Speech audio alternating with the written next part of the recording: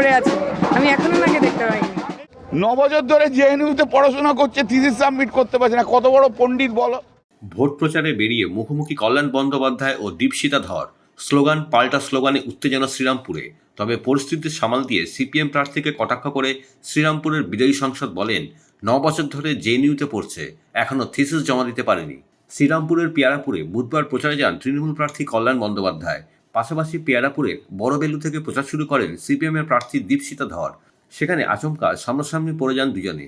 Trinamool হাটাও slogan তোলেন CPM কর্মীরা, পাল্টা স্লোগান দেন তৃণমূলের কর্মীরাও।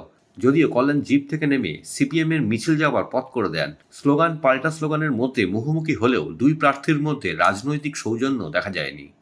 আমি তো ওনাকে খুঁজছিলাম, আমি দেখতে পেলাম না। মনে হয় ওনার মিস্টার ইন্ডিয়ার ঘড়িটা উনি এখনো পড়ে আছে, আমি এখনো ওনাকে দেখতে পাইনি। উনি আপনাকে দেখেই একদম রাস্তায় নেমে পড়লেন, কি বলবেন?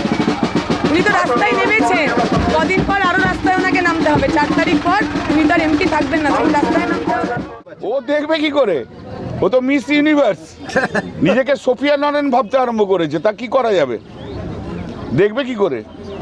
সবাই তো দেখতে পাচ্ছে, ও তো মিস ইউনিভার্স। ও ব্যক্তিগত এরকমভাবে চালিয়েই যাবে, আর আমাকেও বলে যেতে হবে। 9 বছর ধরে জেএনইউতে পড়াশোনা করছে, থিসিস সাবমিট করতে পারছে না, কত বড় পণ্ডিত বলো। কি আছে, হেরে ভূত হয়ে চলে যাবে, আবার চলে যাবে, কোনো আন্দোলনের সঙ্গে জড়িত নয়।